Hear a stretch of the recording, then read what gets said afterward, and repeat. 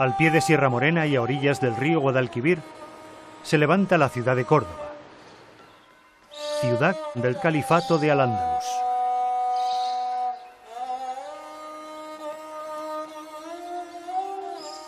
Los cordobeses pasean por sus calles y contemplan elementos de las 4 culturas. Durante muchos siglos, lugar de encuentro de romanos, judíos, musulmanes y cristianos. Sus huellas perviven aún hoy en forma de mosaico e intercultural.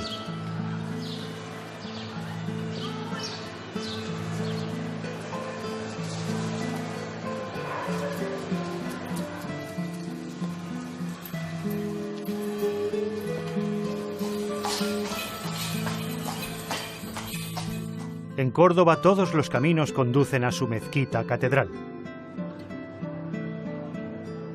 Desde Córdoba se ve como algo cotidiano, como el decorado de tu vida. Y sin embargo no nos damos cuenta del enorme impacto, del enorme influjo que supone para todo el planeta. Córdoba es una metáfora de concordia y la metáfora de Córdoba es la mezquita catedral. Hombre, para mí y supongo para cualquier musulmán, la mezquita de Córdoba representa el esplendor, la grandeza y la gran civilización que hubo aquí en el Andaluz, en España en general y precisamente aquí en esta ciudad, en Córdoba, que era la capital del califato. Es el alma de Córdoba, es el templo, es el monumento bueno, pues del que todos los cordobeses nos sentimos orgullosos y que todos los cordobeses llevamos dentro y hacemos a gala que es nuestro, ¿no? Por esta mezquita estaba sentado Averroes, estaba dando clases, estaba Ibn Hazm dando clases, estaba al-Zahrawi enseñando. Entonces, claro, eso es un orgullo para un musulmán, pues tener ese sitio, ¿no?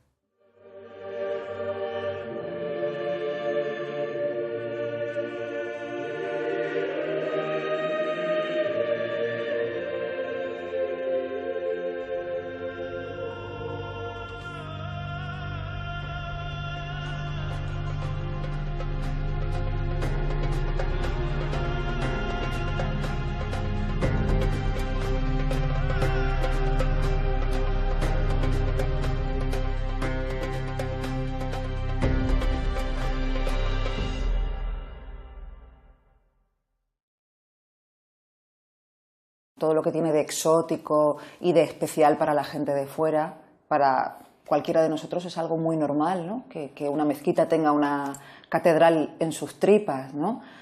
Luego con el tiempo, con la experiencia y sobre todo leyendo y sabiendo muchas más cosas te das cuenta de la excepcionalidad de eso. Y esa famosa frase que ya habréis oído en alguna ocasión de voy a misa a la mezquita, yo como tantísimos cordobeses la llevo oyendo desde pequeña, sobre todo a los más mayores.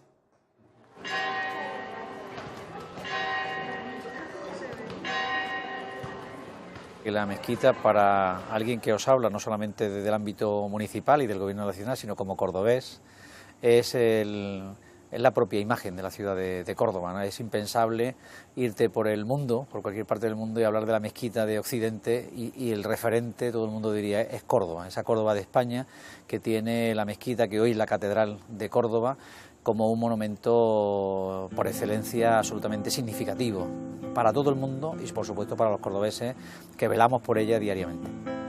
La mezquita de Córdoba es como el código genético de su ciudad. Por consiguiente, si tú vas a Córdoba de su mezquita, es como si la dejase sin su seña de identidad. Incluso hay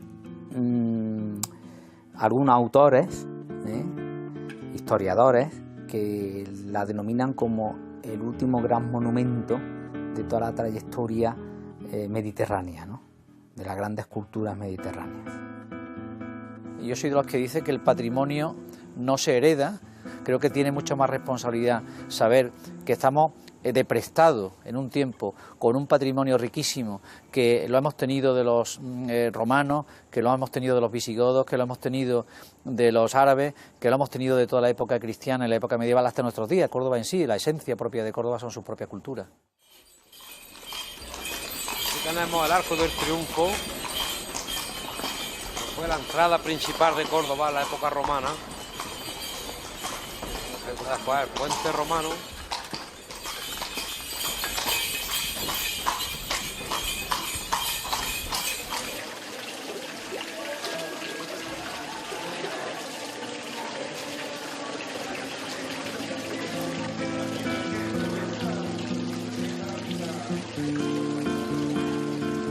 Córdoba es una ciudad fundada por Claudio Marcelo en el 186 a.C.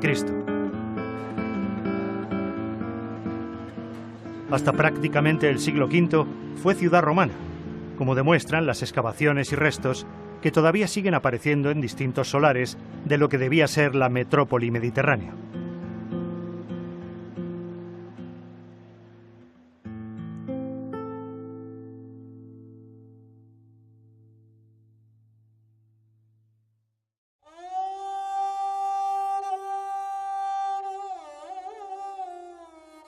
La mezquita de Córdoba fue construida entre los años 780 y 785 por Abderramán I sobre una basílica cristiano-visigoda del siglo VI dedicada al sacerdote español San Vicente Mártir.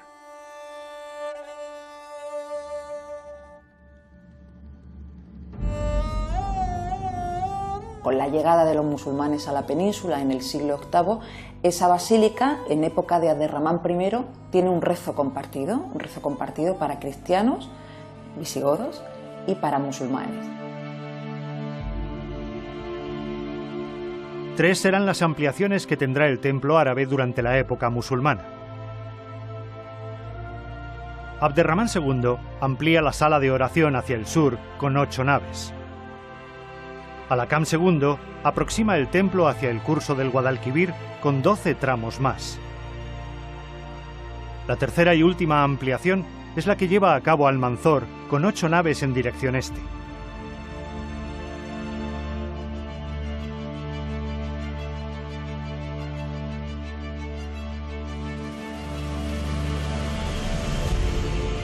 Tras la reconquista de la capital del antiguo califato por Fernando III el Santo en 1236, este rey convirtió la mezquita en catedral y el obispado tomó posesión del templo. En 1523 se empezó la construcción de una catedral renacentista de estilo plateresco en el centro del edificio musulmán.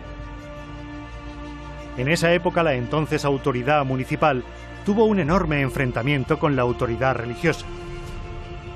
Los laicos se negaban a intervenir en el monumento.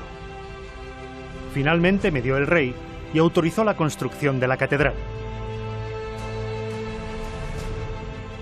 Años después, Carlos V regresó a Córdoba y al ver el objeto de su decisión reprochó al cabildo: «Habéis destruido lo que era único en el mundo y habéis puesto en su lugar lo que puede verse en cualquier parte».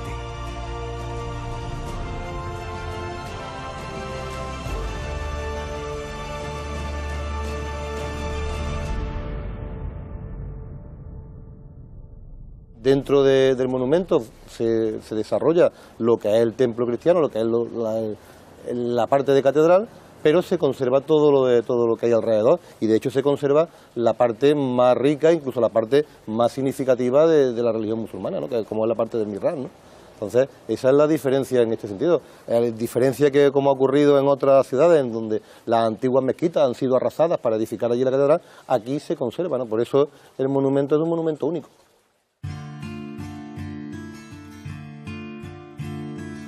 La mezquita catedral constituye hoy el monumento más importante de Córdoba y también de toda la arquitectura andalusí, junto con la Alhambra.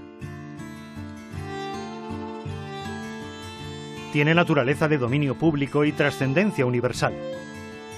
Está catalogada y protegida con dinero público como bien de interés cultural y desde 1984 es también Patrimonio Mundial de la UNESCO.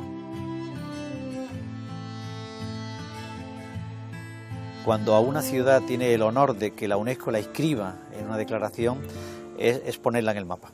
Y es así, nosotros lo hemos visto a lo largo de estos 20 años, que ahora el 17 de diciembre conmemoramos, ¿no? El primero en el año 1984, cuando la UNESCO inscribe el entorno patrimonial que tenemos justo detrás de nosotros, ¿no? Esos 23.000, casi 24.000 metros cuadrados de superficie que hoy compone la mezquita con la catedral en su interior, ¿no?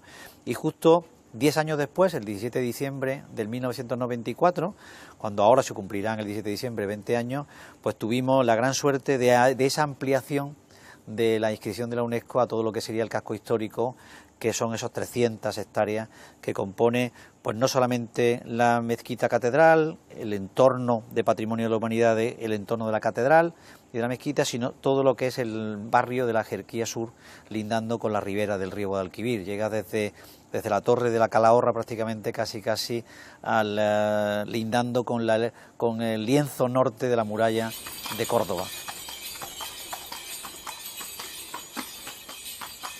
La declaración de Patrimonio Mundial, sea la mezquita de Córdoba o estemos hablando de cualquiera de los 981 bienes que hay ahora en la lista, se corresponde con que hay un valor excepcional universal de ese bien, que es un concepto acuñado, no es una expresión simple, ¿no? Sino que tiene que responder a una serie de criterios que establece UNESCO, que pueden ser naturales, culturales o mixtos.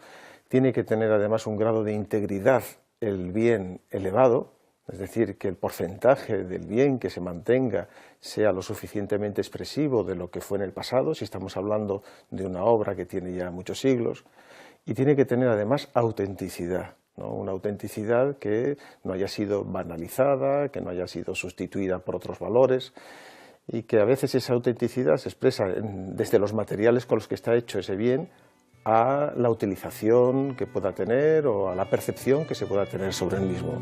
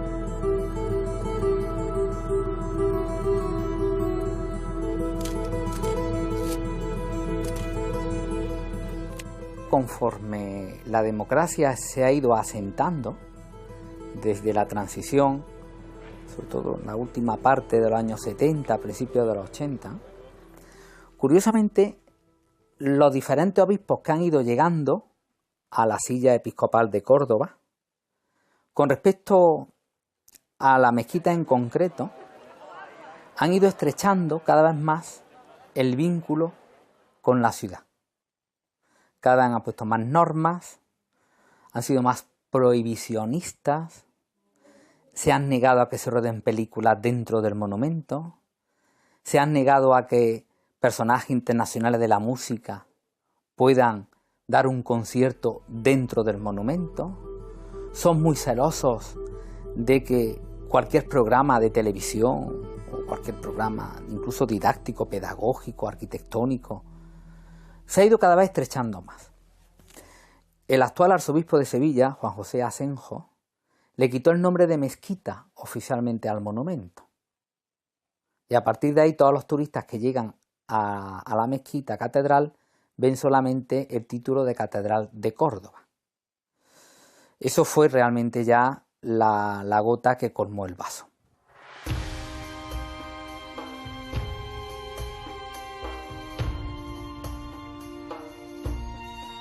Se pasó de mezquita catedral a catedral antigua mezquita a solo catedral. Es decir, ha habido un proceso de borrado, de alguna manera, de la denominación de mezquita a lo largo de los años, ¿no?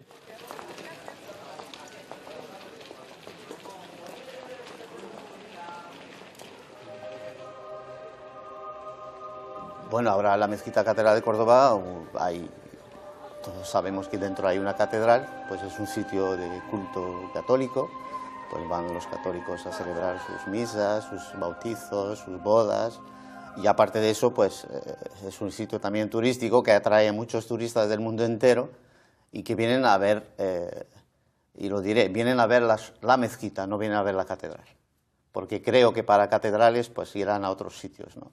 Irán a Burgos, a Santiago de Compostela, donde hay más catedrales mucho más importantes y grandes, ¿no? Pero la gente principalmente viene a ver la mezquita, creo.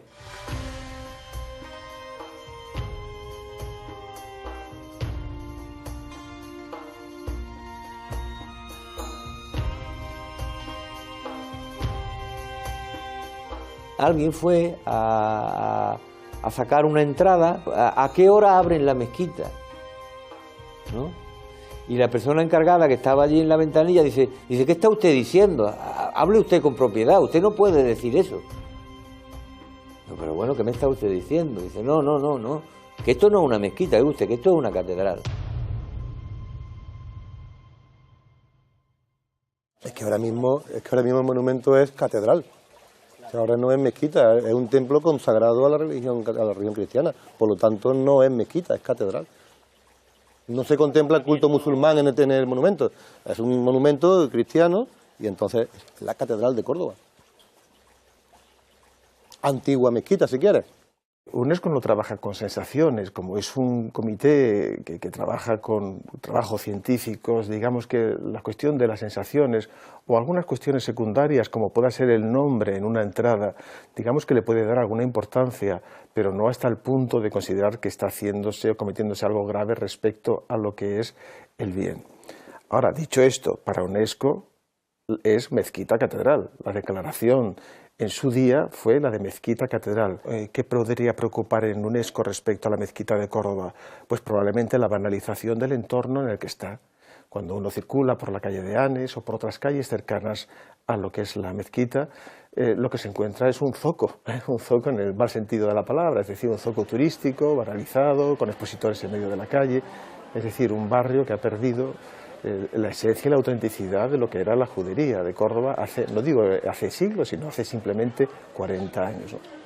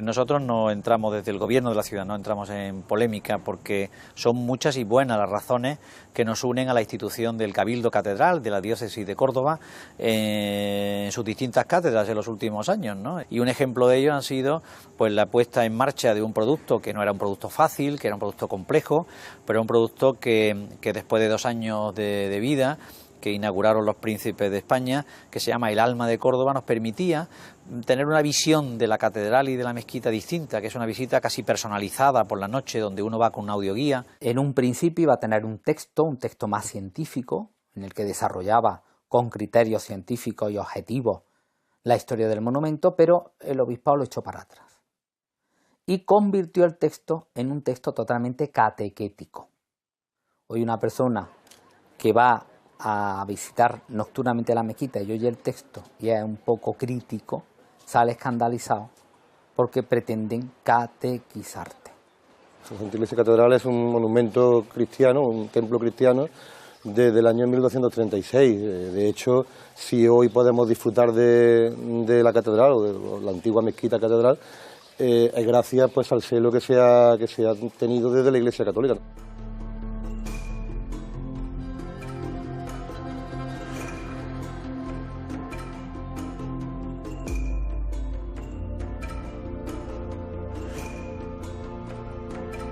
En el mes de marzo del año 2004, Hashim Cabrera viaja con Mansur Escudero para proponer ante el Consejo Vaticano para el Diálogo Interconfesional el uso del templo para el culto compartido de musulmanes y católicos.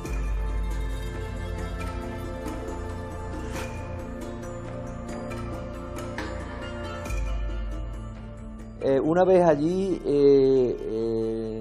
nos sorprendió en principio que hubo una acogida favorable por parte del presidente de este consejo, de Fitzgerald, que días después se desdijo. En una entrevista se desdijo diciendo que no podía ser compatible el rezo de las dos confesiones. No sabemos por qué, no llegamos a saber por qué Fitzgerald cambió de opinión en cuestión de días o semanas.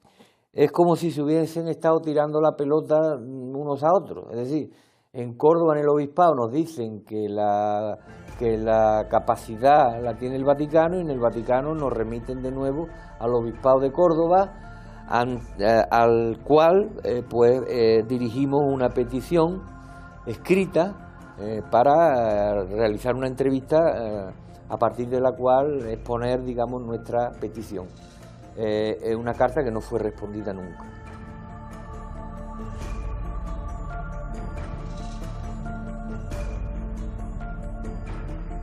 Hubo aquí una persona muy significativa en la ciudad, del mundo árabe, Mansur Escudero, que reivindicaba pues, ese espíritu de un monumento más abierto, más intercultural. Por supuesto, eso no quiere decir que la catedral dejase de ser catedral, pero que bueno, que hubiera gestos de relación entre las religiones, mundo interreligioso, cosa que además dice el propio Vaticano II. O sea, el Vaticano II invita a la interreligiosidad, por consiguiente es proclive a la interculturalidad. Como ahí se empezaron a cerrar en banda porque no querían ni escuchar hablar del tema, de que los árabes pudieran a lo mejor ni orar siquiera delante del mihrab, Mansur Escudero hizo una oración fuera de la mezquita, como reivindicando un poco ese valor sentimental también para toda esa cultura que para Córdoba representó pues, lo más grande de su historia, evidentemente. Quería llamar la atención sobre la situación y sobre el problema, pero que desgraciadamente generó una respuesta de una violencia y de una agresividad por parte de los medios afines a la Iglesia y de la derecha absolutamente desproporcionada. Yo recuerdo que incluso hubo un cronista oficial que escribió en un diario de Córdoba local que después de la oración Mansur y yo entramos en un bar allí y nos comimos un bocadillo de jamón y nos bebimos un medio de vino de Montilla. Después, 2 años después vino a pedirnos perdón, ¿no? Pero te quiero decir algo desorbitado, algo que generó una respuesta muy desproporcionada. Yo de Mansur tengo un muy buen recuerdo, hemos tenido momentos muy entrañables, una muy buena relación. Hemos tenido pues algunas diferencias, discrepancias, que eso es normal, ¿no? Pero como se suele decir, que lo cortés no quita lo valiente.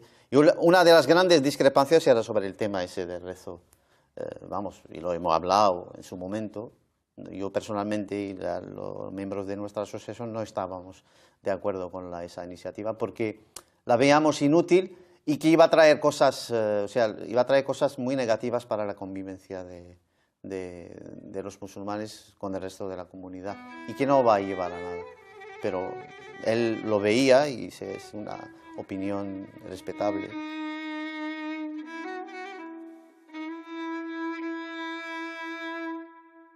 A partir de ahí, si ya se iba observando cómo los diferentes obispos iban tomando esa postura cada vez más cerrada de cara a lo que es la realidad externa del monumento, este acto ya fue definitivo para que tomaran la decisión de inmatricularla.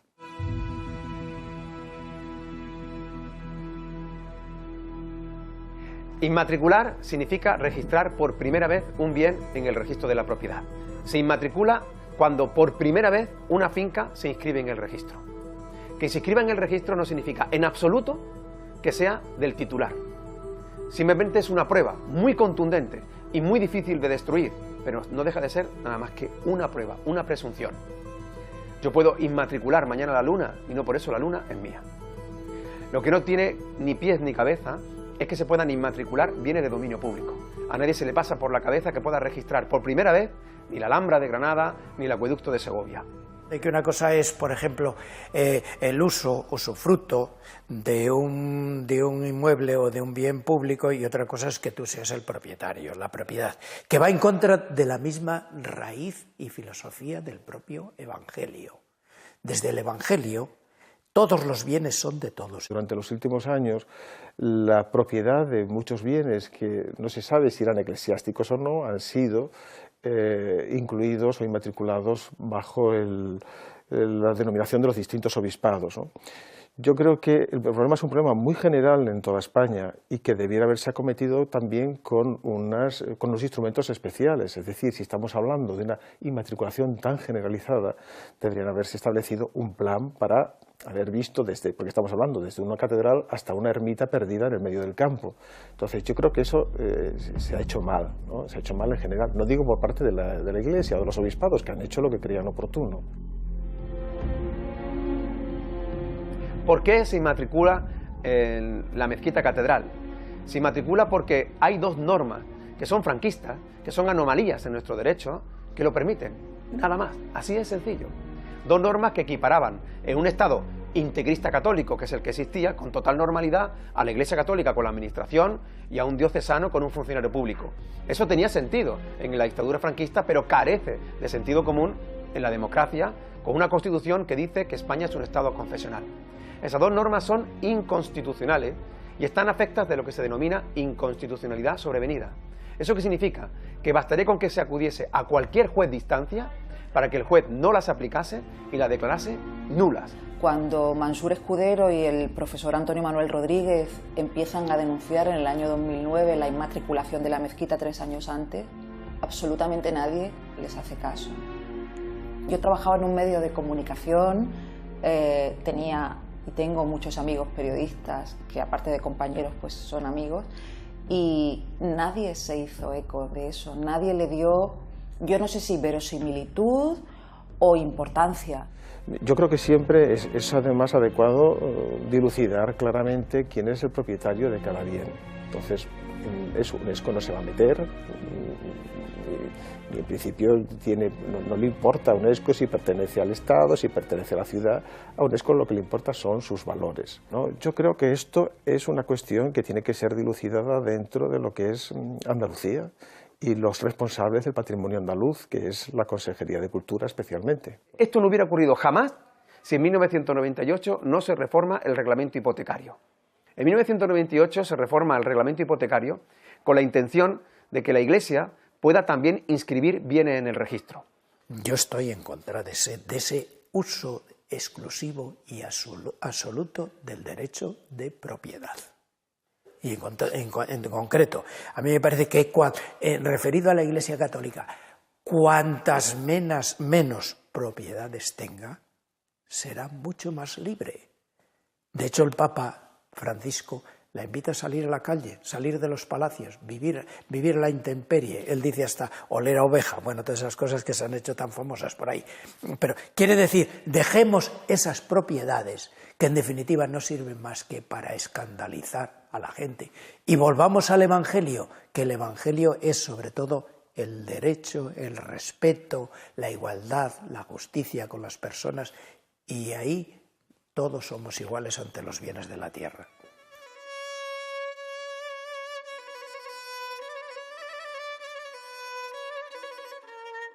El 31 de marzo del año 2010, un musulmán de un grupo de turistas austríacos inició un rezo en el mihrab.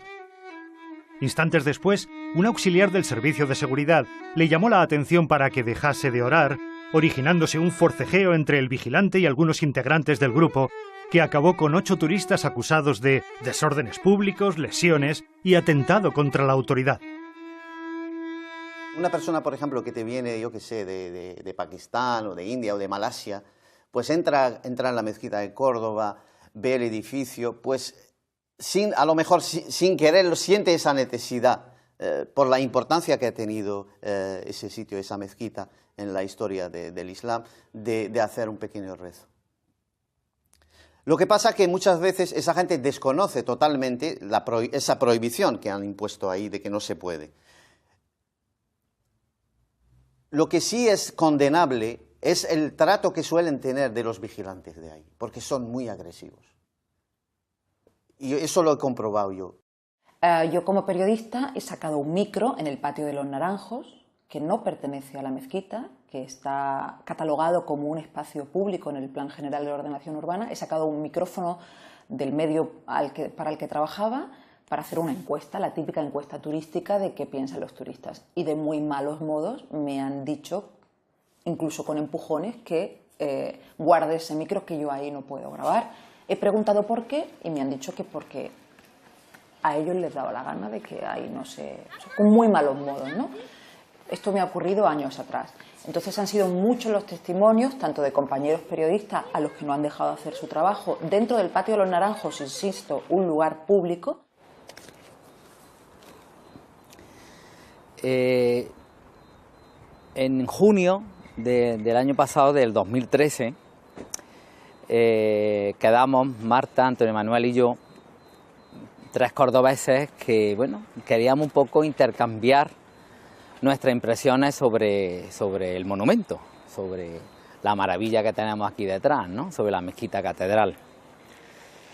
Quedamos en la Fuente del Olivo, que es una de las fuentes pues más renombradas del patio de los Naranjos. Él nos la iba explicando como cristiano de base, como cordobés y como persona que sabe muchísimos detalles de la mezquita muy interesantes, y vemos 2 amigos con otro amigo charlando. De pronto se va acercando alguien y Antonio Manuel dice: creo que viene alguien porque nos están controlando. Y yo digo: anda, Antonio Manuel, tampoco vamos a ver fantasmas más de la cuenta. En la misma puerta estaba un guardia jurado y me comentó que no se me ocurriese otra vez explicar el monumento. No sé quién sea esta señora, pero usted lo puede explicar en el interior. Yo me quedé bastante extrañado, digo: ¿cómo? Que yo no explico el monumento, ¿y eso a qué se debe? Dice: no, es que usted está continuamente mostrando el monumento. A todo esto ya saltaron los 2 guías que había junto al guardia jurado y me dijeron que sí, que si yo era un guía que estaba camuflado, que no tenía papeles, que estaba infringiendo la ley, que ellos pagaban sus impuestos, que yo le estaba enseñando la mezquita a la gente sin conocimiento, sin mi tarjeta de guía turístico. Una falta de respeto es hacer nuestra actividad por la que nosotros pagamos impuestos. Sí, pero una actividad económica. Ayer somos 3 amigos, no, y ayer no se ve aquí. Perdón usted, está desconfiando de una persona que es mi amigo. Una persona que ayer estaba haciendo lo mismo. Yo ayer no estuve aquí. Y antes de ayer conozco, ayer ¿verdad? tampoco estuve Bien, aquí, ni ayer ni antes de ayer. Pero Total, que yo me quedé un poco planchado en un principio, como diciendo que no, y todo esto a que viene de pronto, ¿no? Digo: mire usted, yo vengo aquí al monumento como cordobés, lo enseño a familiares y amigos cada vez que vienen a Córdoba, y por consiguiente yo no estoy cometiendo ningún delito, todo lo contrario. Para mí es un deber como ciudadano de esta ciudad y un orgullo poder enseñar nuestro principal monumento, el gran símbolo de la humanidad que tiene nuestra ciudad, como es la mezquita catedral. Me dijeron que no podía hacerlo, patatín y patatán, total, que entramos en Trifulca. Somos tres amigos que venimos. Somos tres amigos. Vamos, si somos 18. Pero es que no es una actividad económica. Es una actividad habitual. No. Y reiterada, sí. Sí, porque la hemos visto ya varias veces. Habitual y reiterada. A todo esto, Marta y Antonio Manuel, pues también me iban defendiendo, diciendo, pero que sí, pero si Miguel es un profe, si Miguel es de Córdoba, si no tiene ningún... Y ya digo, mira, se acabó la discusión. Y le voy a enseñar el monumento a mis amigos como siempre he hecho. Por consiguiente, si tenéis algo que decirme más, nos vemos en los juzgados y punto y final. Me denunciáis y allí nos vemos. Y cuando justamente ya entramos al monumento y punto, sin más historia, pues se quedaron los dos y uno le dijo al otro, bueno, ¿y ahora qué hacemos? Bueno, pues no pudieron hacer nada, evidentemente. ¿Qué van a hacer? ¿Qué van a hacer? Ya se acabó. Si tiene alguna sospecha, me denuncia. Vale. Pues, me denuncia, pues nos veremos en los tribunales. Le ruego que usted me denuncia en los tribunales, ya nos vemos en los tribunales. Muy bien, ¿vale? Le ruego que se abstenga de dar información. Si ese es el tema, me denuncia. ¿Se puede hablar? Tú no tienes por qué contratar a un guía para que te explique la mezquita si tienes un amigo que te la cuenta como él quiere, o, en fin, creo que seguimos viviendo en un país libre. Nada más ver a un musulmán que entra a visitar la mezquita, ya ahí ya hay un ambiente de... se ponen todos muy atacados, ¿no? Te persiguen. Yo he entrado, yo llevo 25 años aquí.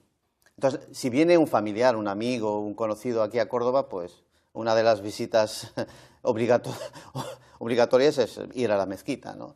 Entonces, nada más vernos entrar, ya te empiezan a seguir, empiezan a hablar entre ellos por el talkie-walkie, así, que no sé qué. Entonces, es una situación muy violenta y muy incómoda, ¿no?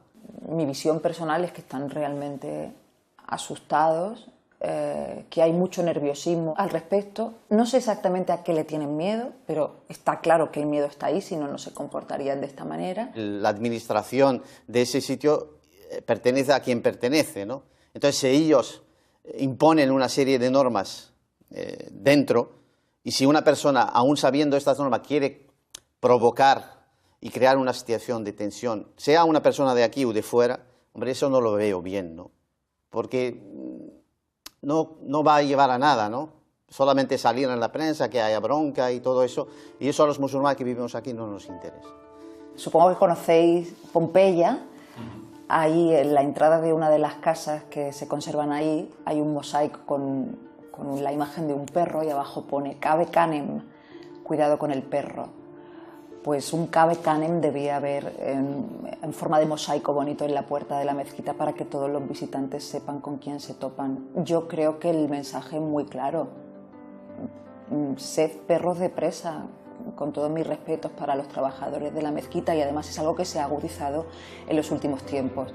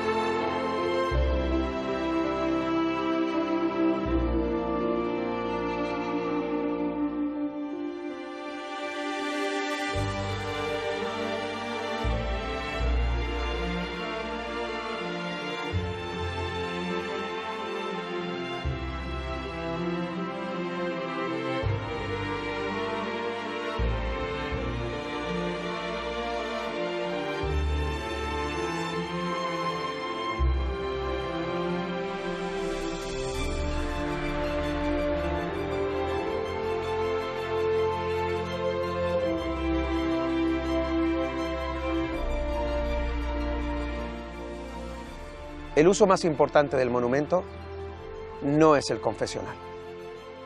Es cierto que existe una catedral y es cierto que esa catedral, que arquitectónicamente es una parte del edificio, nadie puede rezar al Dios cristiano delante del mihrab porque un guardia privado te levantaría, lo que demuestra que no toda la mezquita es catedral. Es cierto que esa parte está destinada al el uso confesional católico, pero lo que no cabe la menor duda es que el aprovechamiento más importante del monumento es el económico, el turístico. ¿Cómo se puede decir que estás proclamando el Evangelio de los pobres allá en el centro de la mezquita catedral? Si fuera para entrar te están cobrando dinero que no se sabe dónde va luego.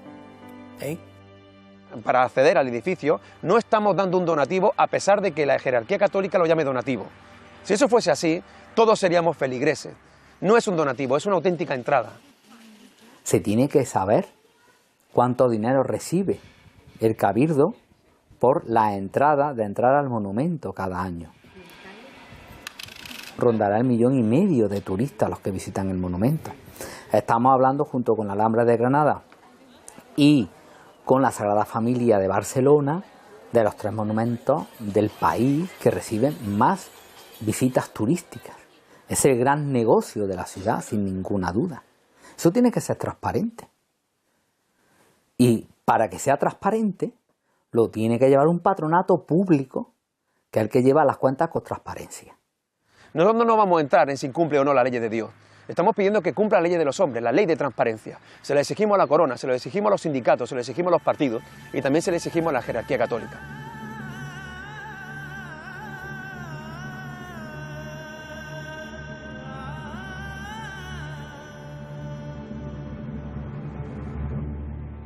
Esta página web fue una de las ideas que tuvimos. Nos dieron esta posibilidad para hacer una recogida de firmas. Nos permitieron incluso el poner el manifiesto de la propia plataforma, Salvemos la Mezquita de Córdoba, por una mezquita catedral de todos y todas, ¿no? Cerca de 53.000 firmas, ¿no? Hemos alcanzado hasta ahora, ¿no? Según nos dijeron, posiblemente para final de esta semana pues se pueden alcanzar perfectamente las 100.000 firmas para esta plataforma. Entonces la verdad que está siendo un buen medio para que sea firmado por muchísima gente, ¿no? Y nos llama mucho la atención pues la respuesta que está teniendo la ciudadanía con esta petición y con este manifiesto. Es esperpéntico que un monumento que es bien de interés cultural, patrimonio nacional y patrimonio mundial, obedezca en su gestión a lo que debe ocurrir dentro, lo que debe ocurrir fuera, a los criterios confesionales de los que creen ser sus dueños sin serlo. Duele que compres la entrada de una catedral cuando nada más entrar en los ojos veas que es una mezquita.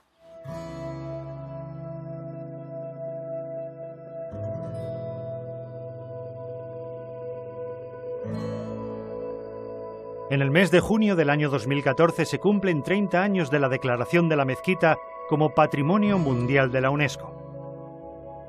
La plataforma Mezquita Catedral de Córdoba Patrimonio de Todos quiere aprovechar la oportunidad para informar y denunciar ante la UNESCO la mala gestión del monumento.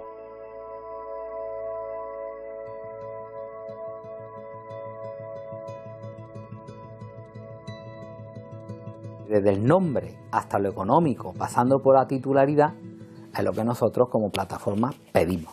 Que se ponga orden en todo este tipo de cosas que están dificultando mucho que el monumento realmente pueda ser lo que es, ¿no? Monumento patrimonio de todos y de todas. Si partimos que la inmatriculación es nula, porque lo es, y lo que es nulo no produce efecto, el monumento quedaría en el estado que tendría antes del 2006. En ese momento, el monumento era de todos y la gestión debería pertenecer a todos. En consecuencia, si es público, debería ser un patronato público quien lo gestione. Hay modelos muy similares, como por ejemplo el de la Alhambra de Granada. La Alhambra de Granada está gestionada por un patronato público, en el que intervienen los actores o los agentes vinculados al monumento. Yo creo que en este patronato no habría ningún problema porque interviniesen administraciones públicas, ciudadanos, la universidad e incluso el Cabildo Catedralicio formaría parte. Según la ley, transcurridos 10 años de la inmatriculación sin que nadie lo reclame ni sea recurrido, el bien pasa automáticamente a ser propiedad de la Iglesia Católica como si de un bien más se tratara.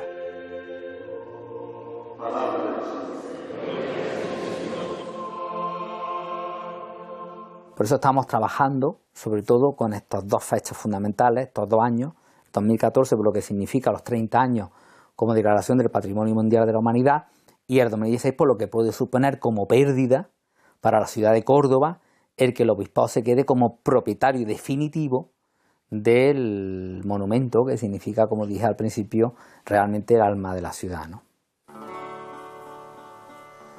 Yo recuerdo como mi abuelo contaba anécdotas pues del monumento, de la gente que vendía en sus alrededores, de cómo él incluso con su hermano jugaban en el patio de los Naranjos, cómo las mujeres del barrio iban con sus cántaros a recoger agua de las fuentes del patio de los Naranjos.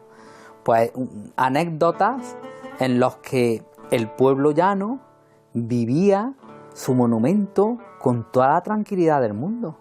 Cómo esas puertas del patio de Naranjos estaban abiertas, cómo las mujeres entraban, se sentaban en los atardeceres del verano, hablaban de sus cosas.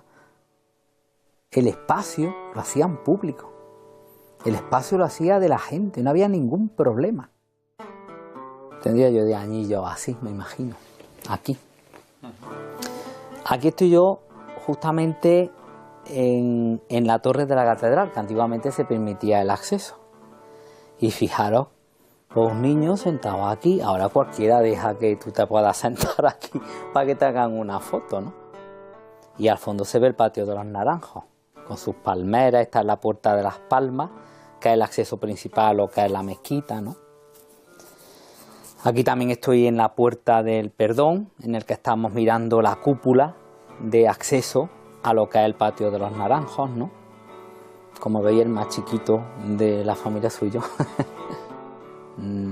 Pues como un niño de Córdoba, me han salido los dientes valorando mi cultura, valorando mis monumentos y además desde las manos de mis padres, ¿no? Que es la mejor mano que te puede realmente educar y enseñar. Y eso es lo que yo viví de niño. Estoy aquí con mi tía y mi prima y se ve justamente al fondo la torre de la catedral, ¿no? Con esto quiero decir la familiaridad, las relaciones que había. Era un monumento mucho más abierto. No había ningún tipo de problema. Entonces, ¿a qué viene el generar todo este conflicto, el generar toda esta tensión, cuando yo de niño vivía con agrado el monumento? Es un edificio muy interesante porque realmente es una superposición, ¿no?, de la historia.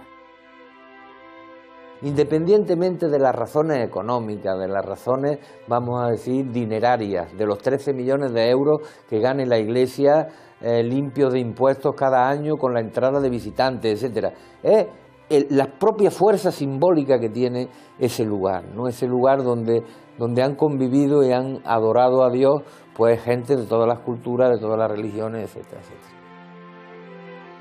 En el momento en el que hay un grupo de personas que está preocupados por el patrimonio, creo que eso es un valor altísimo. Eso es uno de los mejores indicadores, que no viene en los informes periódicos de UNESCO, pero que para mí es el más importante, que haya una sociedad que asume el patrimonio como parte propia, porque el patrimonio, aunque luego la propiedad jurídica pues pertenezca a una institución o una persona, hay una dimensión de ese bien que nos pertenece a todos.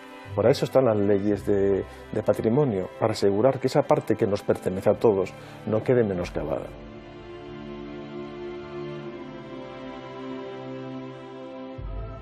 La mezquita catedral de Córdoba pudiera ser un símbolo, por la historia que tiene del encuentro de las grandes religiones, de todas las culturas y lo que ha significado, podría ser un paradigma para lanzar al mundo de la necesidad de este encuentro en convivencia, en respeto de la diferencia, de los diferentes, de los distintos.